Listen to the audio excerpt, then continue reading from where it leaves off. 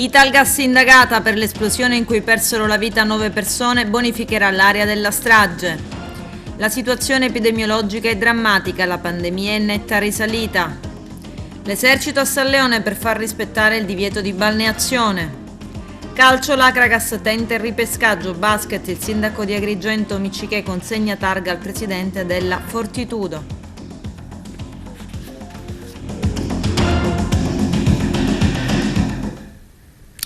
Bentrovati gentili telespettatori al nostro appuntamento con l'informazione. Lo scorso 30 dicembre 10 persone tra vertici nazionali e regionali di Italgas sono state iscritte sul registro degli indagati dalla Procura della Repubblica di Agrigento nell'ambito dell'inchiesta sull'esplosione del precedente 11 dicembre a Ravanusa, che ha provocato la morte di 9 persone, tra cui Selene Pagliarello, incinta al 9° mese e prossima al parto di Samuele. Italgas bonificherà l'area della strage, rimuoverà le macerie e abbatterà i ruderi. Il nostro direttore Arturo Cantella.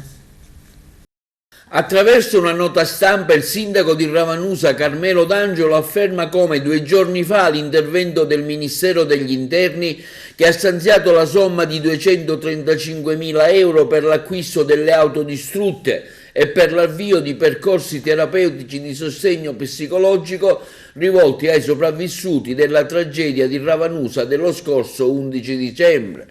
D'Angelo continua dicendo come oggi la notizia che l'Italgas ha deciso di accollarsi gli oneri per la messa in sicurezza e per la rimozione delle macerie degli immobili coinvolti nell'esplosione del gas.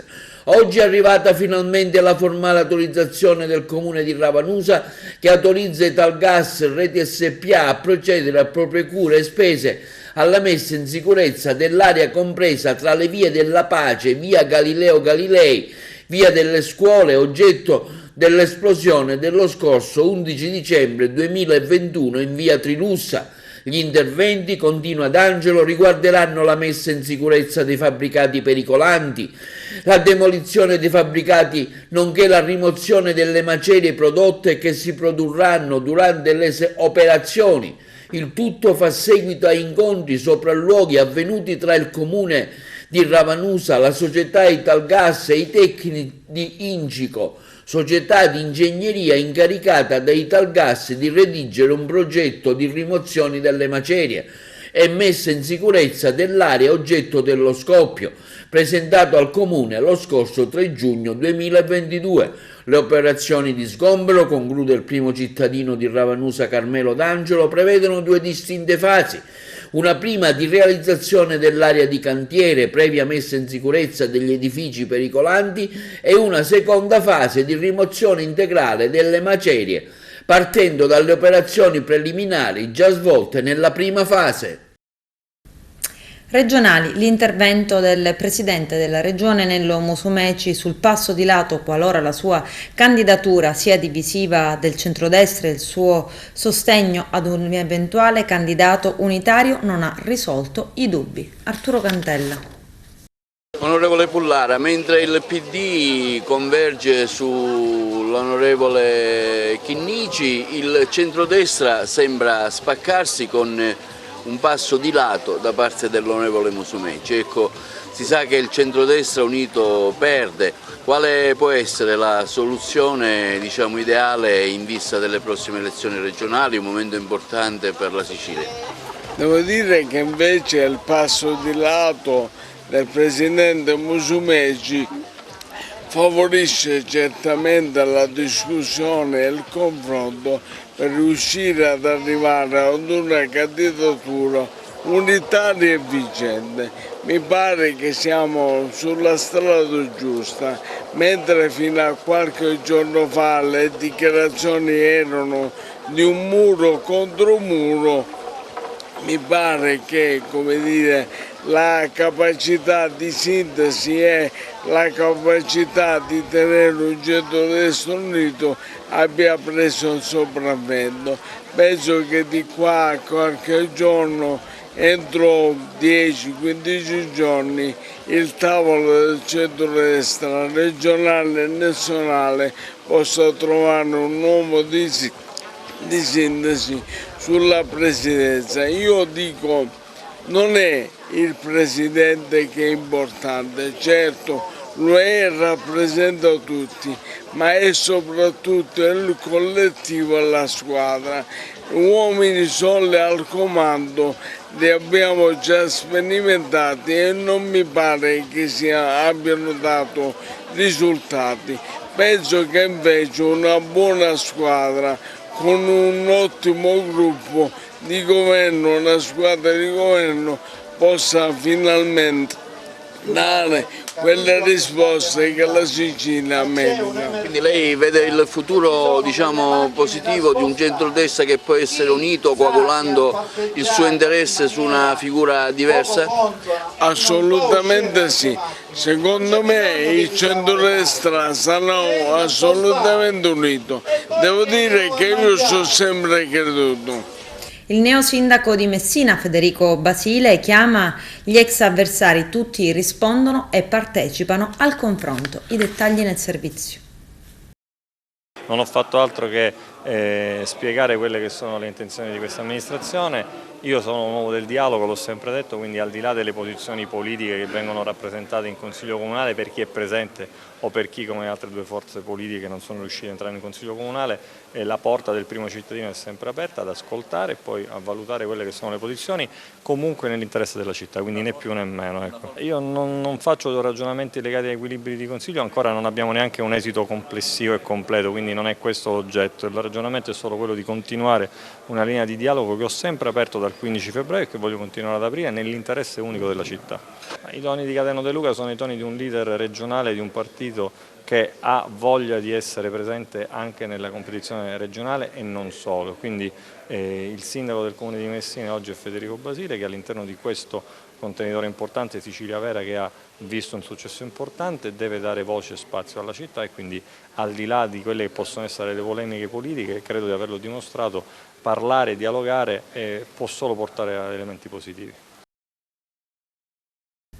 La situazione epidemiologica è drammatica, queste le parole del commissario dell'ASP di Agrigento Mario Zappia nel consueto punto settimanale sull'andamento del Covid. Poi, rivolgendosi ai cittadini, ha lanciato un invito alla massima prudenza. Vediamo. Il 24 giugno iniziamo il nostro appuntamento settimanale con una condizione di drammaticità. Vorrei farvi vedere, perché l'avete sicuramente dimenticato, i colori dell'Italia. Il rosso, vi ricordate una volta le zone rosse? Guardate in base all'ISDC com'è in questo momento la condizione dell'Italia e com'è la condizione della Sicilia. Ci siamo su un rosso diffuso. Quindi vorrei trasmettervi un messaggio che non è il mio messaggio, è il messaggio della nostra regione, che è al quinto posto per contagi ed è sostanzialmente tutta rossa, con zone peggiori che sono ovviamente le tre aree metropolitane, più Ragusa, un po' meglio, sembreremmo combinati noi, tranne alcune aree come Sciacca e altro. Però io, che sono collegato con la chat dei pronto soccorso della provincia di Palermo, vi dico subito che da una settimana, dalla scorsa settimana, quando avevamo lanciato l'allarme, in questo momento la situazione è drammatica, con gruppi di 20, 30, 15 persone che arrivano in ospedale. E mi diceva proprio ieri il direttore del civico Colletti che neanche il tempo di aprire un reparto l'hanno riempito nell'arco di poche ore. Ora vi stiamo raccontando sempre una storia che l'abbiamo raccontata tante quelle volte, però non possiamo fare silenzio oppure rivolgersi con un atteggiamento qualunquista a quello che sto dicendo io. Per evitare tutte queste cose, voi sapete che è necessario solamente che noi adottiamo quella misura l'unica che può essere utilizzata in questo momento, che è la mascherina, e cercare di non parlarci proprio faccia a faccia con le persone. Se noi facessimo questo, ridurremmo di un sacco quella che è la condizione attuale. Quindi la condizione attuale è drammatica. I positivi sono aumentati di 630 in una settimana. I posti letto continuano ad aumentare, perché abbiamo di nuovo 2 ale del reparto. Se ricordate, eravamo arrivati a mezzo mezza ala di un reparto e invece non siamo, adesso abbiamo già dovuto aprire la seconda ala e la stiamo riempiendo. Abbiamo per fortuna in terapia intensiva poche persone, in questo momento 2, ma abbiamo fatto 4, 3, 2, ma sono questi i numeri. La nostra fortuna è che c'è la maggior parte delle persone che sono vaccinate, 1, l'altra fortuna è che Omicron, questo 5, cosiddetti BA4 e 5, sono molto più diffusivi, ma sono meno patognomonici, cioè provocano meno malattie. Le provocano ovviamente il fatto dei ricoveri e delle terapie intensive in chi ha più patologie o è fragile, quindi queste persone andranno in ospedale. Non avrei più nient'altro da dirvi se non che oggi vedete che abbiamo, non vi dico solamente i vaccini, abbiamo sempre numeri risibili, siamo a 448, ci siamo stabilizzati nel profondo rosso, cioè nel massimo del nulla. Abbiamo 214 quarte dosi, 190 terza dose.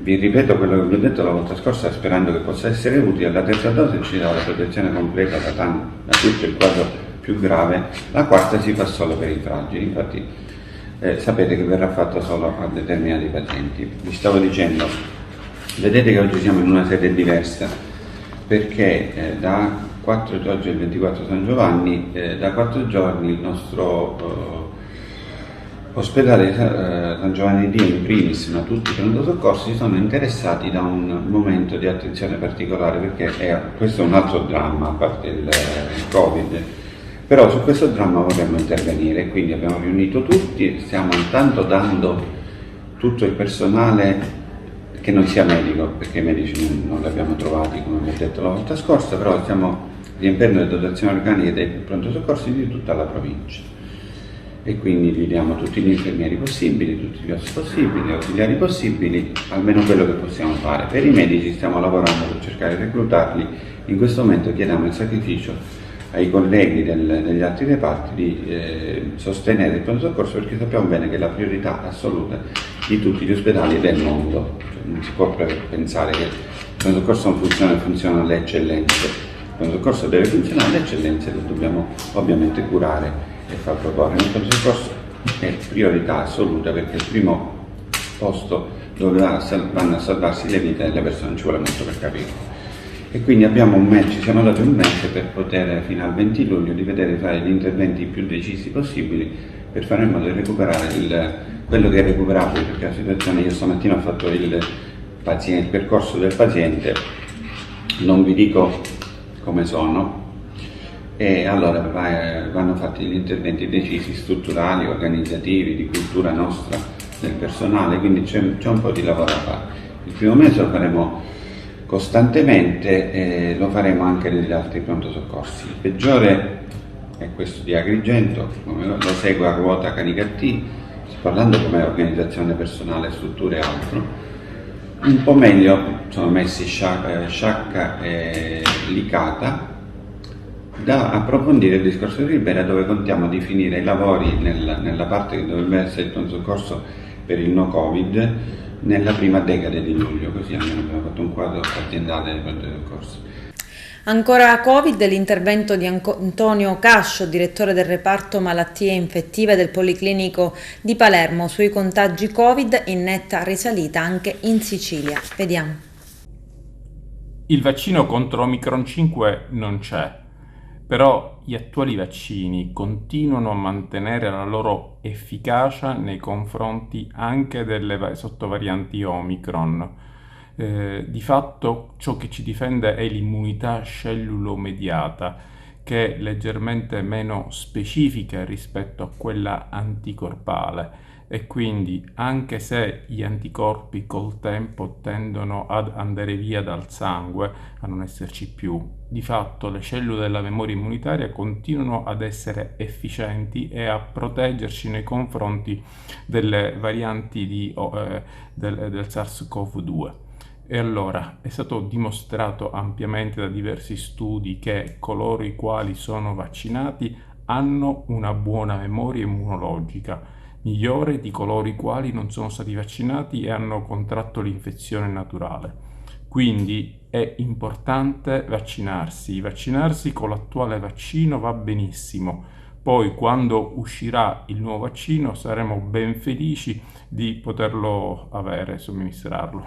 I casi sono in aumento, quindi sì, c'è potenzialmente il rischio che possa aumentare la pressione negli ospedali. In realtà la maggior parte delle nuove infezioni sono infezioni assolutamente lievi, che tante volte passano completamente asintomatiche o con pochi sintomi. Qualcuno ha sintomi più importanti, ma difficilmente questi sintomi portano il paziente in ospedale. La pressione agli ospedali in realtà può aumentare e i reparti possono riempirsi perché tante persone magari che accedono agli ospedali perché hanno avuto un trauma o per altre problematiche si riscontrano occasionalmente positive e quindi dovranno andare in un reparto Covid. Il problema continua a rimanere questo. Scappano dalla guerra. Sant'Angelo Muxaro accoglie 12 ucraini. Vediamo. Momento di grande gioia e di festa quello che è avvenuto ieri a Sant'Angelo Muxaro, dove il primo cittadino Angelo Tirrito, l'amministrazione comunale con in testa il presidente del consiglio comunale Giuseppe Leto, ha ben accolto i profughi ucraini che riceveranno l'accoglienza e l'assistenza in una struttura messa a disposizione dall'amministrazione comunale. Sono in totale 12 le persone provenienti dalla nazione ucraina in guerra che sono arrivati qui in Sicilia. La delegazione è stata guidata dal professor Biondi nella sua qualità di rappresentante per il settore accoglienza in Sicilia dei profughi ucraini e che sta facendo un lavoro capillare nel nostro territorio in tal senso, in quanto la guerra ancora continua e non cenna a fermarsi. L'iniziativa svolta è fatta anche in collaborazione con la Fondazione Agire Insieme. Quest'oggi abbiamo ospitato i rifugiati ucraini che sono arrivati l'altro ieri a Sant'Angelo Muxaro, un'iniziativa dell'amministrazione comunale supportata interamente dalla cittadinanza che da subito, dal momento dell'invasione russa dell'Ucraina, si è dimostrata davvero vicina a questo popolo invaso e offeso dalle prepotenze di uno Stato prevaricatore. Siamo stati molto contenti oggi di accogliere questi concittadini europei, possiamo così definirli, e dare loro un aiuto, trovare per loro un'accoglienza sicura in una struttura messa a punto in pochissimo tempo, grazie all'aiuto di volontari sant'angelesi, dei dipendenti comunali, del lavoro degli assessori, del vice sindaco, del Relato, e quindi è stata una cosa contro il tempo per poter offrire a questi nostri amici ucraini una struttura nel migliore delle possibilità offerte alla comunità. La comunità si è prontata ad accoglierli, non facendo mancare l'affetto. I nostri bambini sono subito andati a trovare i bambini, li hanno già accolti nei loro gruppi, si sono già messi a giocare, i nostri piccoli ospiti già corrono per le nostre vie del paese, e per noi questo è un motivo di grande orgoglio, perché Sant'Angelo continua a mostrare davvero quello che è sempre il suo volto migliore, ovvero il volto dell'accoglienza, dell'amore e della voglia di pace e di fraternità tra i popoli. Come abbiamo detto oggi, l'Ucraina fa parte geograficamente dell'Europa, ma ancora non della comunità, e ci auspichiamo al più presto che possano diventare davvero nostri fratelli anche nella comunità europea. Voglio ringraziare tutti coloro che ci hanno collaborato, appunto dai volontari, ai dipendenti comunali, alla giunta, al consiglio comunale, Beniamino Biondi in rappresentanza del governo ucraino, e continuiamo su questa strada a supporto dei nostri fratelli ucraini. Abbiamo accettato con immenso piacere la possibilità di dare una mano d'aiuto a delle persone che hanno avuto bisogno in quest'ultimo periodo. Sant'Angelo Muxaro è stato sempre un paese disponibile e altruista nei riguardi di chi ha avuto sempre bisogno. Nel nostro cuore, oltre all'accoglienza, la prima cosa che mettiamo come cosa più importante è che la guerra finisca subito e che possano tornare felicemente nelle loro case di nuovo. Un momento di grande festa oggi pomeriggio nel piccolo e prezioso comune di Sant'Angelo Muxaro, grazie all'impegno del sindaco Angelo Tirrito e di tutta l'amministrazione comunale, per l'accoglienza di 12 ucraini rifugiati dal conflitto bellico. Un'iniziativa che già da alcuni mesi era stata ventilata, offrendo la disponibilità a poterla compiere, ma soltanto in questi giorni è stata resa possibile. 12 persone che sono giunte nel piccolo paese, immediatamente accolte con gioia e fervore da tutta la comunità, sono già state collocate in una bellissima struttura sotto la responsabilità del comune, sono state avviate tutte le procedure necessarie per poter essere inserite all'interno di una vita dignitosa, anche con delle possibilità professionali. Oltre al doveroso ringraziamento a tutta la comunità rappresentata dal primo cittadino, è doveroso anche ringraziare Gabriele Moncada e la Fondazione Agire Insieme, che hanno sostenuto e favorito questa iniziativa e che continueranno a dare supporto per i necessari bisogni di queste persone. Con questa ulteriore presenza del comune di Sant'Angelo Muxaro si fa sempre più ampia e intensa la rete spontanea dei primi cittadini che hanno aderito alla volontà di poter accogliere ucraini nel loro territorio. La guerra è ancora in corso, i bisogni sono numerosi, ancora tanti ucraini si spostano in Europa, giungendo anche in Sicilia, e quindi è necessario tenere la massima attenzione verso dei fenomeni di solidarietà necessari affinché possano prevalere le ragioni dell'amicizia e della solidarietà fra i popoli, piuttosto che le ragioni della guerra e dell'inimicizia, che hanno portato soltanto morte e devastazione. Ieri serata di gala per l'associazione Saieva Onlus di Agrigento, da anni impegnata nel sociale. Il nostro direttore Arturo Cantella. Una serata di gala, una serata conclusiva di un anno di attività che la Saieva Onlus ha realizzato. Ecco, una serata per spiegare anche qual è stata la vostra attività nel concreto. Noi abbiamo voluto questa giornata, questa serata insieme ai nostri operatori, che dedichiamo ovviamente ai nostri operatori che lavorano con noi. Noi ogni anno dedichiamo sempre un momento a giugno, che è un po' la fine di alcuni servizi, in particolar modo ASACOM, per essere un momento in cui ci incontriamo, stiamo insieme ed creiamo una relazione anche tra di noi, perché è giusto così. Le associazioni non sono solo servizi sul territorio, ma principalmente è relazione, crescita e interscambio professionale tra di noi. Oggi abbiamo voluto approfittare di questa giornata, anzi di questa serata, perché abbiamo voluto ricostruire la nostra memoria storica, possiamo dire veramente la nostra identità. Nasce per caso il fatto che avevamo organizzato questa serata, abbiamo voluto ricostruire i momenti importanti che abbiamo vissuto sia come associazione sia come collaboratori dell'associazione, ma anche come professionisti, e quindi abbiamo voluto costruire tutti i momenti importanti, le partecipazioni, tutto quello che abbiamo fatto. E quando l'abbiamo iniziata a costruire abbiamo scoperto che noi non siamo solo assistenza, ma forse l'associazione è qualcosa di più, è qualcosa intanto un incontro, un luogo tra professionisti dove noi ci possiamo interscambiare, dove noi possiamo assolutamente crescere da un punto di vista personale e professionale. E forse arrivato a un certo punto era questa l'idea che vogliamo dare dell'associazione, crescere anche sul territorio. Ecco, i settori in cui voi intervenite maggiormente? Abbiamo fatto una specie di analisi pure di questo, perché a me piace molto fare l'analisi dei dati. Diciamo che i servizi sono principalmente due: l'ASACOM, che è il servizio scolastico integrato nelle scuole materna, elementare, media e superiore, e i servizi domiciliari. E tra i servizi domiciliari invece abbiamo l'FN 2014 disabili gravissimi, abbiamo l'Home Care Premium, abbiamo i servizi educativi e abbiamo tutti quei servizi che invece vengono svolti a domicilio dell'utente, e quindi abbiamo fatto anche un po' una fotografia di quelli che sono i servizi, le figure professionali che lavorano con noi e anche quante persone ruotano attorno all'associazione. È servito anche per fare un'analisi dei dati pure per noi, tutte le aziende hanno necessità di fare bilanci. Oggi il momento è anche quello per presentare in anteprima un nuovo progetto della Saieva Ollus, ecco, se lo anticipiamo. Sì, oggi presenteremo un bellissimo progetto.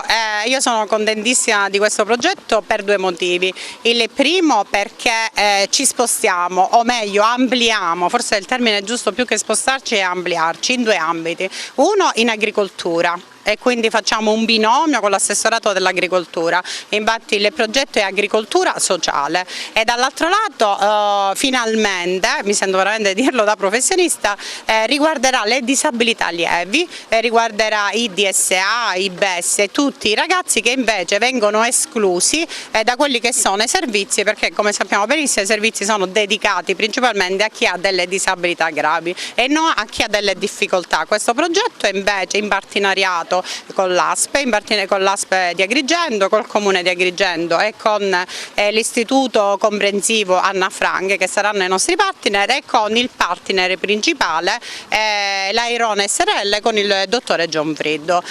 L'idea è nata così, è arrivato questo progetto e il dottore Gianfriddo ci ha accolti all'interno della sua terra, che sarà all'interno della Valle dei Templi, quindi sarà una bellissima location, e se lo dovessimo tradurre in che cosa sarà questo progetto, porteremo i ragazzi a coltivare la terra e a fare un'esperienza di tutto ciò. Ecco, una sintesi anche di questo periodo di Covid, la vostra associazione, diciamo, come ha operato?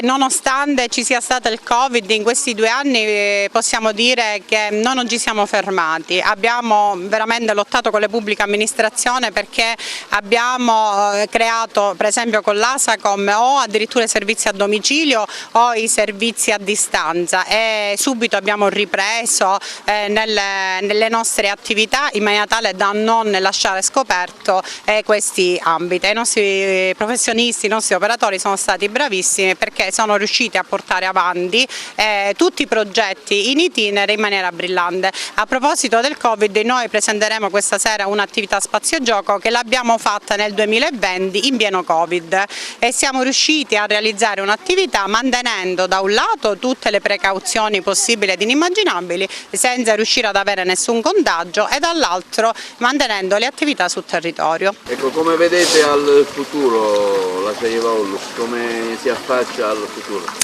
Il futuro noi sinceramente vorremmo dare un contributo culturale, sociale alla nostra terra, vogliamo ampliare le professioni, le professionalità e soprattutto il mio desiderio più grande è che i servizi non siano relegati ai cosiddetti disabili gravissimi, ma che si possa creare una cultura delle disabilità, includendo ovviamente anche le disabilità lievi, e soprattutto che ci sia una profonda sensibilità soprattutto per le fasce infantili e nella preadolescenza e adolescenza, perché queste fasce hanno non delle disabilità spesso ma delle difficoltà e spesso i servizi sul territorio invece devo dire che sono abbastanza dimenticati, mi sento di utilizzare questo termine, e ci piacerebbe invece essere un elemento importante di riferimento sul territorio per accogliere le difficoltà, perché noi quando io dico siamo dei professionisti in realtà noi siamo anche dei riabilitatori, e riabilitare vuol dire integrare e ridurre le difficoltà qualsiasi esse siano. Questa serata è stata realizzata, proprio è stata pensata come una convention, ovviamente quello che è stato fatto precedentemente, quello dove siamo arrivati e dove andremo. Ovviamente l'associazione Saieva Ollus oggi rappresenta l'eccellenza in Sicilia, e effettivamente perché ha perseguito 2 attività molto importanti, la qualità e l'innovazione. Ogni processo che noi facciamo lo valutiamo in maniera di qualità e poi l'innovazione in ogni cosa che facciamo. Questo ci ha portato a grandi risultati. Ovviamente aver lavorato per delle multinazionali mi ha permesso di avere un'esperienza e delle competenze non indifferenti. Il nostro obiettivo è quello di dare maggiori servizi e quindi anche di attivare in maniera sostanziosa, concreta, una raccolta fondi per quanto riguarda il 5 per 1000. si può destinare 5 per 1000 all'associazione Save Aulus senza costi aggiuntivi, però un piccolo gesto può fare molto e può fare tantissimo per la nostra città e per il nostro territorio. Noi viviamo in un posto meraviglioso, in un posto bellissimo dove effettivamente per renderlo vivibile il nostro territorio ci vogliono i servizi. Questi servizi devono essere ovviamente attivati. Attivando questi servizi ovviamente si creano posti di lavoro. Questo è il nostro grande obiettivo e la nostra mission. Lo diciamo anche dove vi trovate, chi vuole venire a trovare vi può contattare per tutte le informazioni possibili. Allora, noi ci troviamo in via Gioieni, la sede generale, la direzione generale si trova in via Gioieni numero 241 ad Agrigento e abbiamo anche una sede in via Gioieni 222 per delle attività. Agrigento noi siamo completamente disponibili a servizio del cittadino. Quindi... Ecco, voi operate in un settore ovviamente molto particolare e difficile anche per il contesto in cui si vive. Noi ci occupiamo di disabili e di soggetti fragili e poi siamo referenti dell'università, delle varie università, anche del nord, per attuare ed effettuare i tirocini universitari, extra e così via, e tutte le attività che sono inerenti come Garanzia Giovani, come Crescere in Digitale e così via. Noi abbiamo tutte le convenzioni con la pubblica amministrazione e siamo iscritti negli albi per erogare questi servizi. Oggi siamo una grande realtà e mi auguro che cresca ancora di più con l'aiuto di tutti. Adesso andiamo a Siculiana Marina per dar voce agli operatori turistici della zona. Devo dire che la ripresa è stata molto positiva rispetto all'anno scorso, anche se l'anno scorso durante l'estate c'è stata pure una bella ricrescita. Quest'anno invece dobbiamo dire che già noi abbiamo riaperto a febbraio e si è notato un grande miglioramento, per cui devo dire che sta andando molto bene, ci saranno molti turisti sia in No Casa Vacanze che quello, le altre strutture che ci sono qua, sebbene sono poche, sono tutte piene, specialmente nel periodo di agosto. Quindi auguriamoci di continuare sempre così e di non ripresentarsi la chiusura delle attività a fine stagione, che non succeda mai più. Dopo la pandemia sinceramente stiamo avendo un incremento di turisti e con la speranza che effettivamente arrivino e che gli aumenti di questo periodo si contengano, perché sarebbe triste avere meno turisti in giro, quindi potrebbe essere anche contro le nostre aspettative, ma l'augurio che il tempo faccia bello, ci aiuti, perché con il tempo bello la gente si muove e quindi come zona balneare diciamo che offriamo tanti servizi. Poi il bello di questa zona è che ci sono i parcheggi proprio alle spalle del lido, sia del lido sia di tutta la spiaggia, quindi offriamo i servizi che la gente si merita e noi diamo il massimo da 26 anni a questa parte. La stagione quest'anno sembra iniziare molto prima rispetto agli altri anni. Ovviamente qua a Siculiana Marina si nota un'area di cambiamento, di crescita, grazie a tutti i locali che si sono cimentati a prestare il servizio qui sulle spiagge di Siculiana Marina. Ovviamente è una bellissima spiaggia attrezzata sia con le strutture, con le pedane per i disabili, i parcheggi. Diciamo che rispetto a qualche altra spiaggia abbiamo un qualcosa in più. Io sono fiducioso, spero e penso che sia una bellissima stagione per tutti. Noi siamo qui, vi aspettiamo. Un'ottima stagione dopo la pandemia, tutto qua si è attrezzato, parcheggi custoditi, abbiamo qui allo Scialai la passerella per i disabili per accedere alla spiaggia provvisoria e aspettiamo a tutti. Si può mangiare, si può prendere il sole, ci sono gli ombrelloni riservati, potete mettere gli ombrelloni propri nella spiaggia, di bagni, servizi, tutto quello che volete qua trovate. A San Leone, frazione balneare di Agrigento, ieri è sceso in campo l'esercito per sorvegliare le spiagge e far rispettare il divieto di balneazione. I militari hanno richiamato tutte le persone che facevano il bagno nella zona dell'Aster dopo gli sversi fognari causati dall'Enel, che ha accidentalmente bucato la condotta. A renderlo noto è l'associazione ambientalista Mare Amico. Adesso c'è la pubblicità, a tra poco vi aspetto. Adesso ci spostiamo a Favara, dove è in corso il meeting francescano. Giuseppe Moscato. Si svolge a Favara il primo meeting francescano del Mediterraneo, promosso dall'Ordine Francescano Secolare di Sicilia, dal titolo Connessi per una rigenerazione e coesione sociale sostenibile fraterna.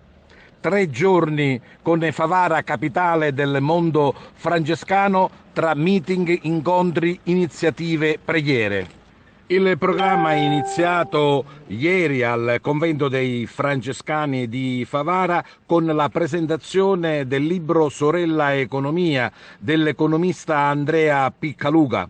Intenso il programma di oggi, sabato 25, con l'incontro nella sala Timilia del Castello Chiaramonte con padre Gianni Notari, preside della scuola politica a Rube Palermo. Con lui si è discusso di politica 2.0, quale impegno, e in contemporanea nella sala del Collare Credenti credibili, incontro con Libera Sicilia, Vittorio Avveduto e Don Giuseppe Livatino.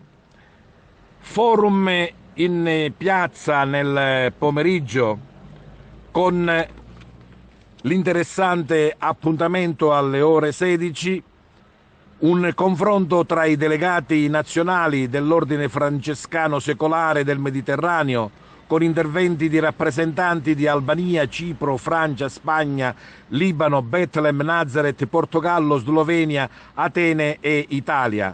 Alle 18 si parlerà di conversione ecologica, transizione green, rigenerazione e cultura del creato, con il professor Andrea Piccaluga, direttore dell'Istituto di Management della Scuola Superiore Sant'Anna di Pisa, il professor Vincenzo Di Dio, docente Università di Palermo, il professor Giuseppe Savagnone, filosofo responsabile dell'Ufficio Cultura della Diocesi di Palermo, e con il professor Mauro Mangano, dirigente politico e francescano secolare. In remoto l'intervento di Sua Eminenza il Cardinale Matteo Zuppi, presidente della Conferenza Episcopale Italiana. Il tutto si concluderà domenica con gli incontri programmati per i saluti finali e la celebrazione eucaristica, alla presenza di Sua Eccellenza Monsignor Antonino Raspanti, che sarà animata dal gruppo armonico Incontri, diretto dalla maestra Gabriella Fazzi. Siamo soddisfatti intanto del risultato, un 25% in più di campioni per il vino e un 20% in più di presenza di aziende. Abbiamo quest'anno 34 premi suddivisi per vino, olio e distillati. Saranno presenti la stampa di settore sia nazionale che regionale, e questo per noi è un motivo d'orgoglio, perché il premio è sempre più presente sull'informazione nell'ambito delle riviste di settore. Da direttore di AG News, lei qual è il segreto per farla durare questa manifestazione 10 anni? Forse perché abbiamo iniziato per gioco e tanta passione. Secondo noi il packaging è veramente uno strumento fondamentale per la vendita di un prodotto. Le aziende sempre più si sono avvicinate a noi.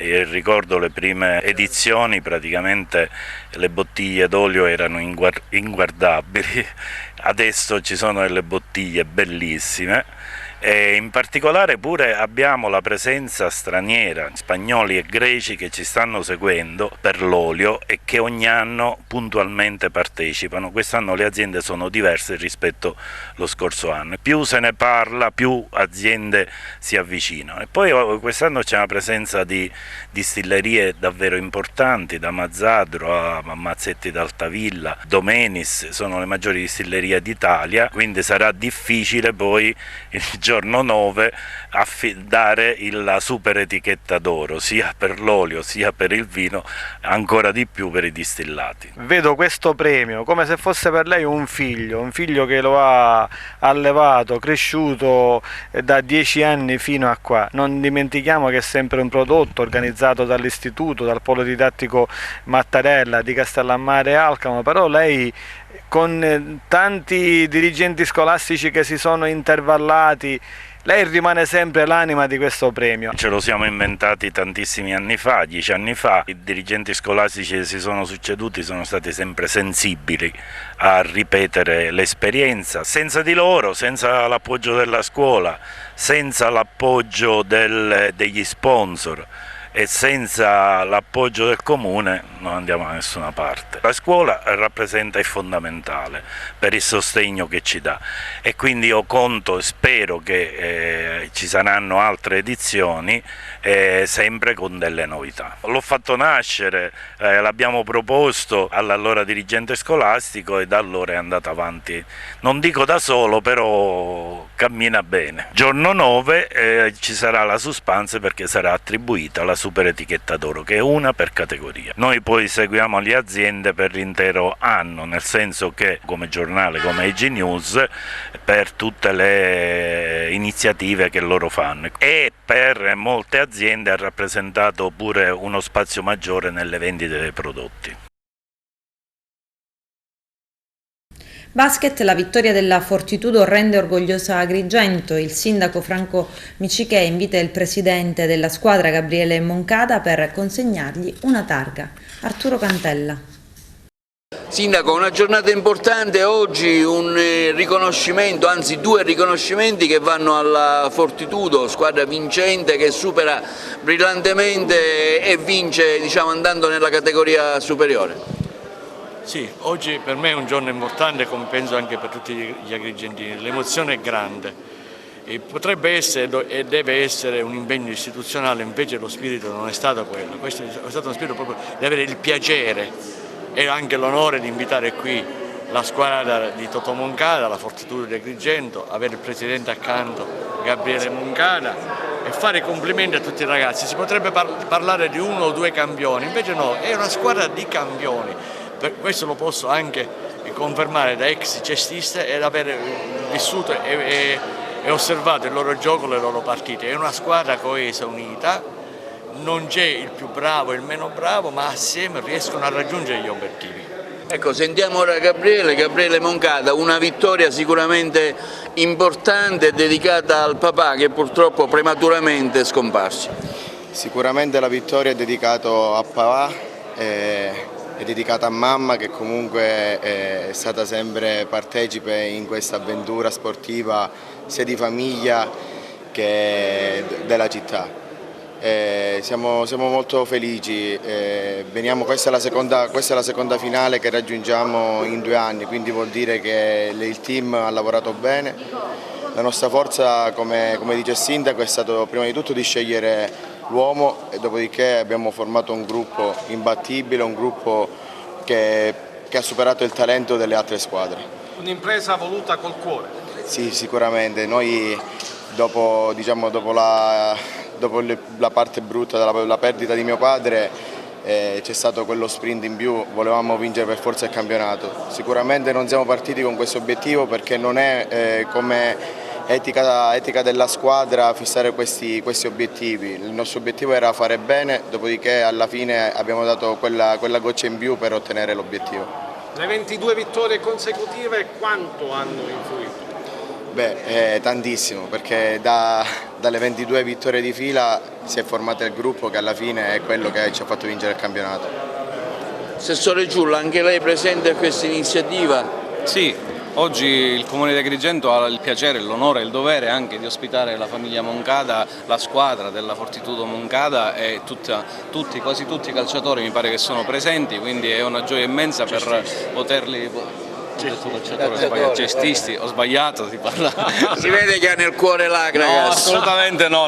Sì, anche non è solo l'Agragas, ma io cerco di dare attenzione a tutte le squadre e gli amici qui presenti lo sanno che cerco di essere presente anche con il cuore, moralmente, perché è importante che anche le istituzioni siano presenti. Oggi abbiamo voluto omaggiare la squadra della Fortitudo, abbiamo voluto omaggiare anche la famiglia Moncada, perché so quanto possa essere è difficile, soprattutto per il mio amico Gabriele e coetaneo, perdere il papà così giovane e prematuramente, perché l'esperienza l'abbiamo condivisa anch'io purtroppo, quindi è ancora più difficile andare avanti, però dimostra quanto veramente sia attaccato anche alle radici, con il cuore, all'entusiasmo di Totò, che ha dato tanto per questa città, ha dato tanto per lo sport, per la pallacanestro, e che la città deve. Io, caro Gabriele, caro Sindaco, dobbiamo assumere l'impegno noi di sostenere questa squadra, sostenere lo sport in tutti i modi possibili e immaginabili. Agrigento sappiamo che pecca in tante cose da tantissimi anni, noi faremo il possibile per starvi vicino. Quindi scusatemi, ma voglio concludere per un saluto rispettoso al mio amico Totò Moncada, per tutto quello che lui ha realizzato a Agrigento e per quello ancora che lui voleva realizzare. Naturalmente sono accanto qui al figlio, sono vicino anche a Patrizia, alla moglie e anche agli altri figli. Loro sono in grado di poter continuare quello che Totò aveva in mente, perché la famiglia Moncada è una grande famiglia e ci troviamo non a caso sopra un manufatto proprio fatto da Totò Moncada, se potete inquadrarlo. Ecco, sì, ecco, inquadriamo. Quindi anche qui c'è il segno della famiglia Moncada. Io sono estremamente emozionato e un saluto affettuoso a Totò. Calcio, i vertici dirigenziali dell'Akragas hanno ottenuto rassicurazioni dalla Lega Nazionale di Dilettanti. La richiesta di ripescaggio in Serie D si può fare. La società prepara la documentazione. Il servizio di Carmelo Lentini.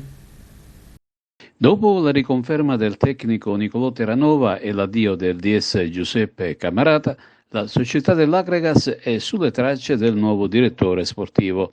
Da più parti circola il ritorno di Ernesto Russello, la scorsa stagione indicò nella San Cataldese, con la quale ha centrato l'obiettivo stagionale della salvezza. Russello è di casa nell'Akragas e l'ambiente lo apprezza e lo stima. Nei prossimi giorni potrebbe esserci l'ufficialità.